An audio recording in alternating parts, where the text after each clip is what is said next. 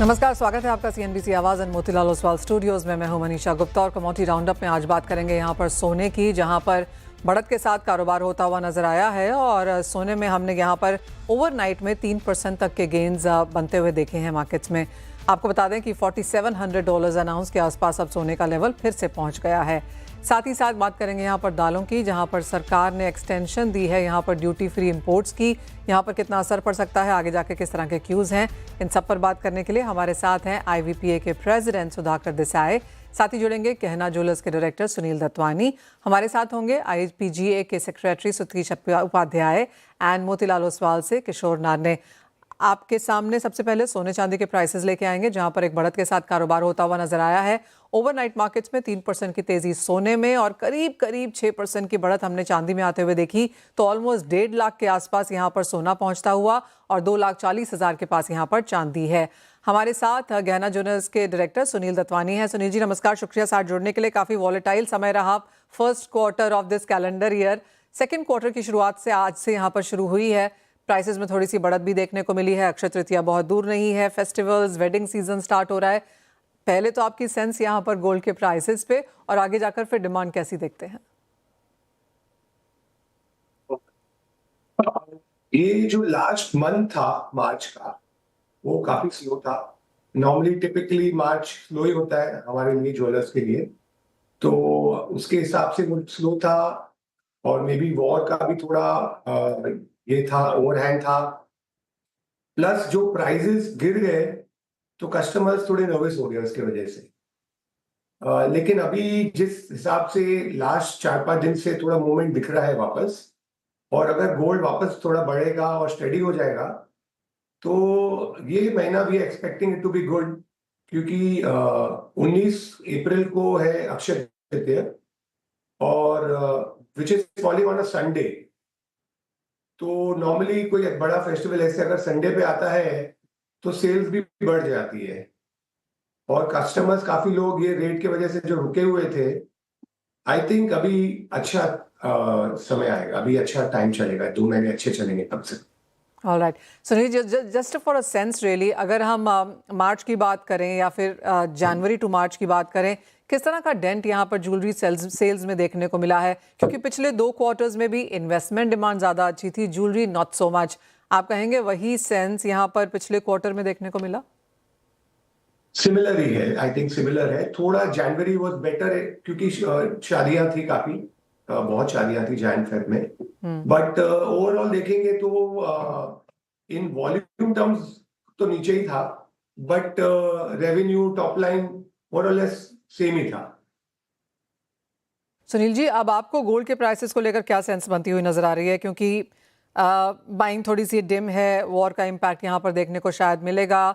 US की तरफ से रेट कट अब इस साल नहीं होगा, बाजार ये सोचकर चल रहा है, तो उसका एक कंटिन्यूड प्रेशर रहेगा प्राइसेस पर। मुझे तो पर्सनली ऐसा लग रहा है कि वापस काफी ऊपर चले जाएगा। ओके हाँ, वो प्रॉब्लम होगा कि रेट कट नहीं होंगे, इन्फ्लेशन का प्रॉब्लम होगा, लेकिन डी डॉलराइजेशन भी हो रहा है, तो उसको देखते हुए लग रहा है कि वापस लोग गोल्ड और सिल्वर में इन्वेस्ट करेंगे। जिस तरह से हमने यहाँ पर बातचीत देखी है कि लाइट कैरेटेजेस, लाइट वेटेजेस यहाँ पर लोग खरीद रहे हैं, डिजिटल में, टोकनाइज्ड फॉर्म में, फ्रैक्शनल गोल्ड ले रहे हैं, क्या वो चीजें यहाँ पर ऑन ग्राउंड काफी स्ट्रांग हैं? हाँ जी, हाँ जी। अभी काफी वाइड लाइट वेट ज्वेलरी बना रहे हैं हम लोग। मतलब एटलीस्ट जो पहले बनती थी उससे अबाउट 20%, 25% लाइट हो गई है वेट ज्वेलरी की। और we experimenting with 18 carat also.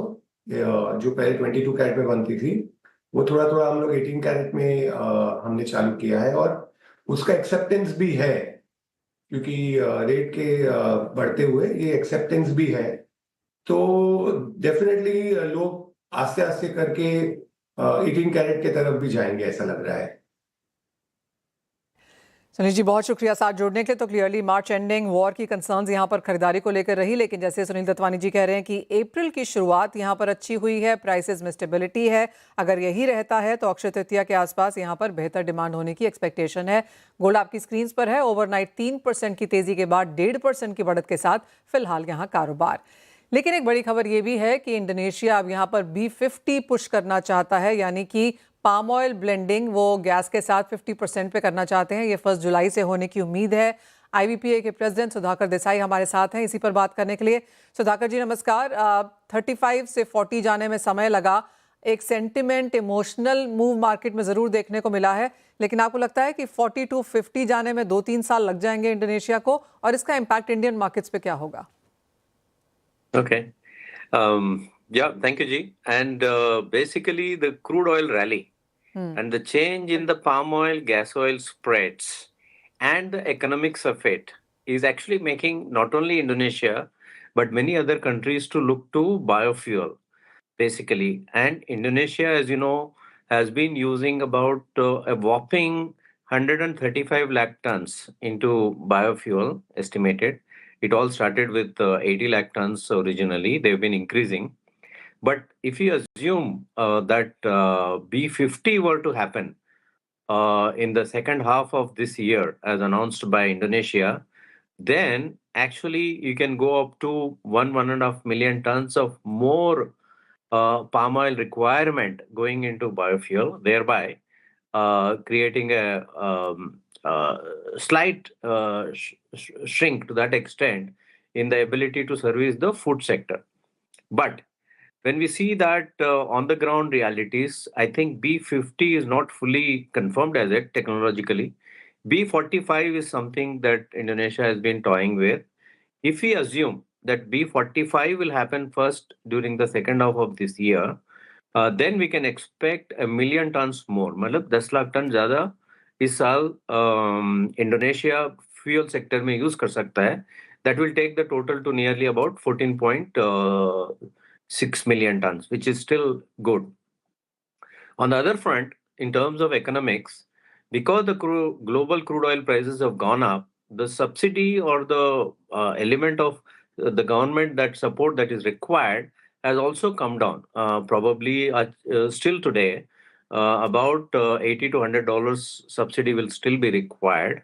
But export duties have been consistently increasing in Indonesia in order to fund this biofuel program.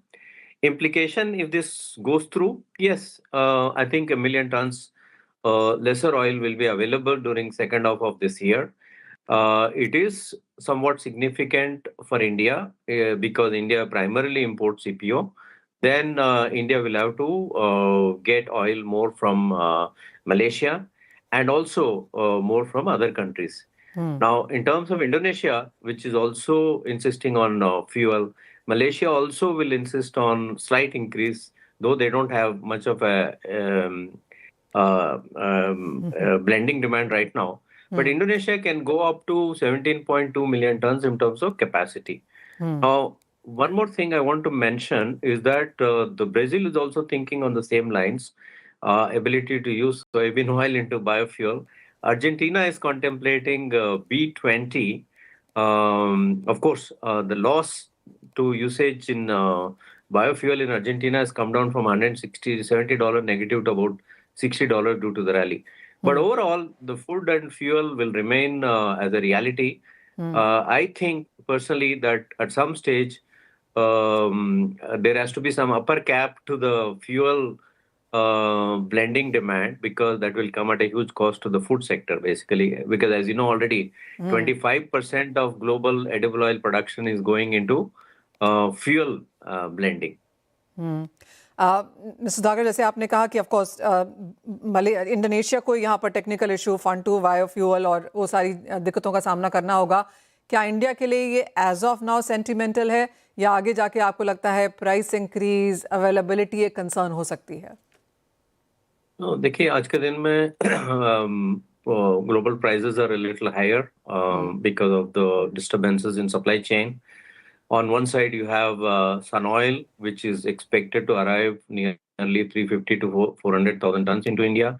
But since the slight problems have started in Red Sea, the one has to see which are the vessels which have left Red Sea and which are the vessels which are not yet released from there. And there is some delayed shipments of bean oil from Argentina. So all in all, the mustard in India and the palm oil from Malaysia, Indonesia is actually going to be a rescued, or let's say that we are going to be dependent on palm oil for our immediate needs. And on the other side, there is also some slack demand decrease due to on the institutional side because of the CNG or gas, some minimal. As of now, it's going well, but there can be a slight demand decrease from this sector. Overall, I think in April till mid-May, we are well covered primarily. So palm oil will continue to be attractive into India right now because of the bean oil and sun oil continue to be slightly at higher price than palm oil. एक final सवाल अगर आप लेना चाहें सुधाकर जी तो वो होगा price expectation को लेकर। आपको क्या लगता है पाम के प्राइसेस कहाँ जा रहे हैं यहाँ से इन सब चीज़ों को फैक्टर इन कर कर? Yes, I think April will be consolidated at these levels because we don't see any relapse in the war situation right now. Palm oil will maintain its strength because India would need some palm oil right now. Okay. Longer term, if B45, B50 comes in place, of course, you will find palm oil going a little bit closer to soybean oil prices. The spread between soya and palm can narrow a little bit. But today, since bean oil is $100 above and another $170 sun oil is costlier than palm oil, so palm is well placed right now. It will continue to be attracting demand because this is one oil which is bankable right now without supply chain disruption for Asia. Point taken. Sudhakar Desai ji बहुत शुक्रिया साथ जोड़ने के लिए, वो एक quick reaction के लिए भी। तो जिस तरह से कहा गया कि एज ऑफ नाउ यहाँ पर इंडिया को दिक्कतें नहीं हैं, लेकिन अगर B45 50 हम बनता हुआ देखते हैं तो क्लियरली यहाँ पर प्राइसेस फेवरेबल रह सकते हैं और जो प्रीमियम सोया कमांड करता है वो शायद हम जाता हुआ देखेंगे। एज ऑफ नाउ काफ़ी स्ट्रॉन्ग न्यूज़। और जैसे उन्होंने कहा कि अर्जेंटीना, ब्राज़ील, बाकी कंट्रीज़ भी यहाँ पर एडिबल ऑयल से बायोफ्यूल्स देख रही हैं, तो उसका फ़ायदा भी यहाँ पर प्राइसेस में बनता हुआ नजर आएगा। वेल, एक और खबर जो कल आई है वो है ये कि दालों के जो ड्यूटी फ्री इंपोर्ट्स हैं उसको सरकार ने यहाँ पर एक्सटेंशन कर दिया है। बाजार ऑफ कोर्स काफ़ी हद तक इसे एक्सपेक्ट भी कर रहा था। आईपीजे के सेक्रेटरी सतीश उपाध्याय हमारे साथ हैं। सतीश जी नमस्कार। बाजार इसे एक्सपेक्ट कर रहा था, कोई बहुत बड़ा सरप्राइज यहाँ पर नहीं है, लेकिन किस तरह के इंपोर्ट्स हमने पिछले फाइनेंशियल ईयर में आते हुए देखे हैं और क्या एक्सपेक्टेशंस अब इस साल से हैं? थैंक यू मनीषा जी मुझे इन्वाइट करने के लिए। ये बाजार एक्सपेक्ट कर रहा था कि यही same notification as it is जैसा स्टेटस को हुआ है और कोई बहुत बड़ा फर्क नहीं हुआ है। और जो इंपोर्ट हम लोग एक्सपेक्ट कर रहे हैं वो लास्ट ईयर से थोड़ा कम ही कर रहे हैं बिकॉज लास्ट फाइनेंशियल ईयर में इट वाज 7.3 एंड अबव का इंपोर्ट था, 7.3 मिलियन टन का, और इस पर अप्रोक्सीमेटली 5.5 के आसपास रहेगा, थोड़ा एक आध 2 लाख टन कम ज़्यादा। और हम लोगों को ये लग रहा है कि जो डिफिसिट है डिमांड और सप्लाई में, जो डिफिसिट है इंडिया का प्रोडक्शन में और कंजम्पशन में, वो डिफिसिट अप्रोक्सीमेटली 5 मिलियन टन के आसपास रहता है हर साल, और उतना ही इंडिया को इंपोर्ट करने का रिक्वायरमेंट रहता है। तो ये एक अच्छा स्टेप्स है और ये एक्सपेक्ट कर रहे थे बाजार। थोड़ा डिले जरूर हो गया बट ये और जल्दी अनाउंस हो जाता था एज इट इज ही था तो बाजार को थोड़ी और राहत हो जाती थी, थोड़ा बाजार में अनसर्टेनिटी और डिस्टर्बेंस कम होता था बिकॉज इंपोर्ट करते हैं तो उनके वेसल के वॉइस टाइम्स बहुत ज़्यादा होते हैं। तो हमारा गवर्नमेंट को यही रिक्वेस्ट था कि आप जो भी आपके नोटिफिकेशन से जो भी आपको चेंजेस करने हैं वो वेल इन एडवांस बोलेंगे तो दोनों कंट्री के लिए, बाइंग के लिए, इंपोर्टर के लिए और एक्सपोर्टर के लिए भी कन्वीनियंस हो जाता है, सी फ्रेट का भी फर्क पड़ता है। तो ये वेलकम स्टेप्स है और हम थैंक यू करते हैं कंज्यूमर अफेयर निधि मैडम को। और ऐसे ही सेम ही एक्सपेक्ट था हम लोगों को कि एज इट इज स्टेटस को।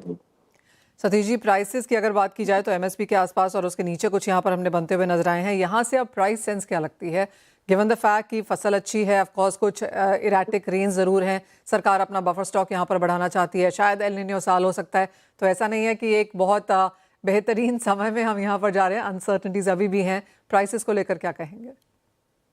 एज ऑफ नाउ तो सब स्मूथ चल रहा है, कंफर्टेबल पोजीशन है, लेकिन जैसा आपने कहा कि आगे जो पूरा बाजार का फोकस है वो एल निनो पे है, प्लस ये अमेरिका, इजराइल, ईरान वॉर पर है, प्लस क्रूड के प्राइसेस बढ़ रहे हैं तो फ्रेट बढ़ रहा है, प्लस और इसको सबसे बड़ा इम्पैक्ट कर रहा है जो 5-7% का अभी अपन ने देखने को आया वो रुपी डिवैल्यू हुआ है। तो इन सबको कंसोलिडेट करते हैं तो आगे बाजार अच्छा ही लगता है। टाइम बीइंग क्योंकि अराइवल आ रही है, इंडिया की सबसे बड़ी रबी क्रॉप होती है, ऑलमोस्ट 50% के ऊपर होती है, 1,17,000 टन की गवर्नमेंट एक्सपेक्ट कर रही है चने की, और 1.7 मिलियन टन की मसूर की कर रही है, जो अभी आती है। पल्सेस की बड़ी क्रॉप जो है वो रबी में ही आती है, खरीफ से बड़ा पल्सेस का क्रॉप रबी में आता है। तो अभी अराइवल्स आ रहे हैं और गवर्नमेंट के लिए बहुत बड़ी अपॉर्चुनिटी है कि उनको अगर बफर बनाना है, आगे अनसर्टेनिटीज दिख रही है, तो गवर्नमेंट ने अभी, क्योंकि दोनों भी कमोडिटीज जो बड़ी है वो चना और मसूर, दोनों भी एमएसपी के ऑलमोस्ट 10% नीचे चल रही है। तो गवर्नमेंट के लिए अपॉर्चुनिटी है कि ज्यादा से ज्यादा बफर स्टॉक बनाए, और ये बफर स्टॉक रहेगा तो इनको इंटरवेंशन करने के लिए, प्राइस को कंट्रोल करने के लिए हेल्प हो जाएगा। बट टाइम बीइंग बाजारों पे थोड़ा प्रेशर है, बिकॉज क्रॉप बड़ी है दोनों भी, और गवर्नमेंट अभी तक प्रोक्योरमेंट स्टार्ट नहीं करी है, तो टाइम बीइंग प्रेशर है। और इंपोर्ट को इन्होंने एज इट इज रखा है, तो उससे जो येलो पीस आना है वो येलो पीस आते रहेगा। और तुअर उड़द में कोई ऐसा एज ऑफ नाउ ऐसा कोई डिस्टर्बेंस है नहीं, क्योंकि तुअर की क्रॉप अच्छी है, उड़द की थोड़ी कम है, लेकिन उड़द बर्मा के पास में काफी अच्छा है। तो ऐसा ओवरऑल अभी एज ऑन डेट तो पल्सेस के पॉइंट ऑफ व्यू से कुछ डिफिकल्टीज नहीं लगती है। Point taken. Satish Upadhyay ji as always बहुत शुक्रिया साथ जोड़ने के लिए। तो क्लियरली एज ऑफ नाउ चिंता की बात यहाँ पर नहीं है। सरकार का जो स्टेप आया है ड्यूटी फ्री इंपोर्ट्स को लेकर एक्सटेंड करने का, वो अनएक्सपेक्टेड लाइंस है, बट ओनली थिंग जैसे सतीश जी कह रहे थे बहुत लास्ट मिनट आया, 31 मार्च को ही आया, तो बहुत लास्ट मिनट होने की वजह से ऑफ कोर्स प्रोड्यूसिंग कंट्री और बाइंग कंट्री दोनों में थोड़ी सी असमंजस वाली स्थिति यहाँ पर बनी रही। सवाल के डायरेक्टर किशोर नारने हैं। किशोर नमस्कार। सबसे पहले जो रिएक्शन हमने ओवरनाइट्स गोल्ड एंड सिल्वर में आता हुआ देखा है, उसे कैसे देखते हैं आप, क्योंकि 4775 is back. Yeah Manisha, good morning. I think जो वॉर शॉक से अगर जैसा जैसा वर्ल्ड अगर निकलता है, तो we will go back to the structural fundamentals. So आप भी जानते हैं कि जो अंडरलाइंग स्ट्रक्चरल फंडामेंटल्स में कुछ चेंज नहीं है, बट बिकॉज अचानक सडनली जो फरवरी एंडिंग में जो वॉर स्टार्ट हुआ है, उसके वजह से जो petro dollars as well as liquidity जो क्रंच है एक्सपेक्टेड है। जनरली ये होता है first 2-3-4 weeks of the war, generally people sit on cash actually. So risk off में जो डॉलर गोल्ड से भी अहेड चले जाता है, तो ultimate safe heaven is cash, so cash is dollar. तो उसके वजह से जो डॉलर शॉक है वो all asset classes across the board, जहाँ पे एसेट इज डॉलर प्राइस, जो गोल्ड भी डॉलर प्राइस दे, वहां पे आपको डेप्रिसिएशन देखने के लिए मिला है। Typically that is what you seen. And जैसा जैसा अगर अंत हो जाता है, अगर कहीं सीज फायर साइन हो जाता है, इस एपिसोड का एंड हो जाता है एक conclusively, and you will restore the old fundamentals. So I think market is, अभी जो कल जो स्टेटमेंट्स आए थे कि कहीं ना कहीं ईरान भी टेबल पे आने के लिए तैयार है, एंड ट्रम्प का जो अनाउंसमेंट है 2-3 हफ्ते में हम वॉर जोन से निकल जाएंगे, so that has actually pushed the risk on scenario, and probably all the equity markets भी है, एंड उसके साथ साथ गोल्ड भी रैली हुआ, बिकॉज डॉलर में जो है वो थोड़ा बहुत जो सेफ हेवन से जो कम हुआ था, डॉलर इंडेक्स जो है वो कम हुआ था, उसके वजह से है।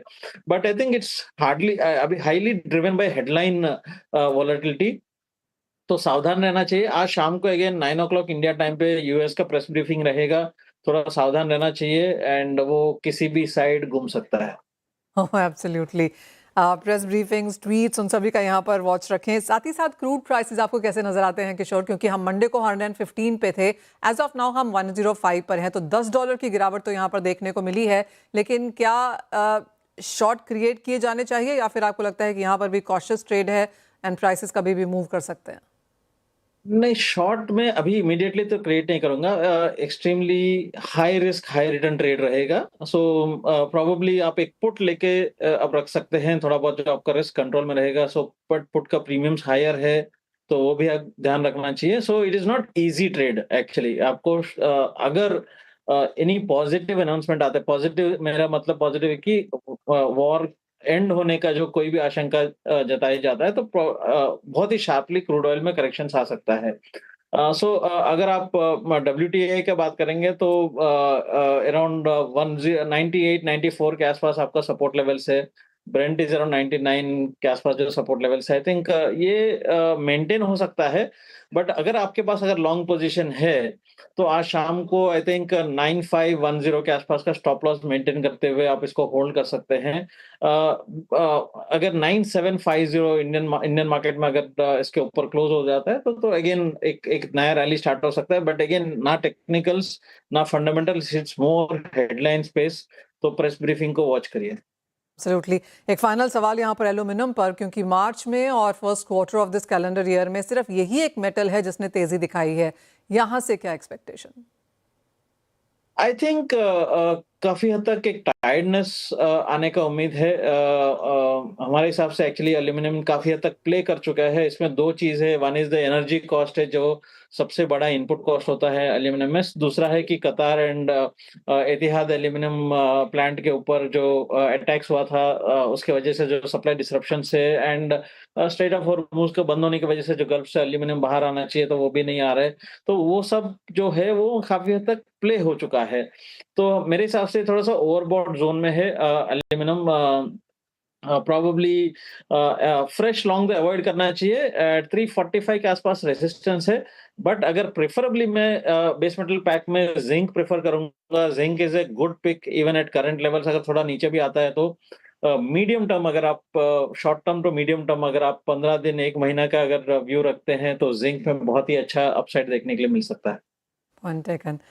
किशोर, बहुत शुक्रिया साथ जोड़ने के लिए। तो एल्यूमिनियम ओवरबॉट है, जिंक खरीदारी की जा सकती है, क्रूड ऑयल में शॉर्ट में ना जाएं ऑफ कोर्स। और जैसे किशोर बार बार आपको चेता रहे हैं कि आज रात को 9 बजे यूएस प्रेसिडेंट की प्रेस ब्रीफिंग है। फ्रेश पोजीशंस जो हैं वो यहीं से शायद उसके बाद बनती हुई नजर आएंगी। वेल, इसी के साथ एक ब्रेक का भी समय है। मुझे दीजिए इजाजत, आप बने रहिए CNBC आवाज़ पर।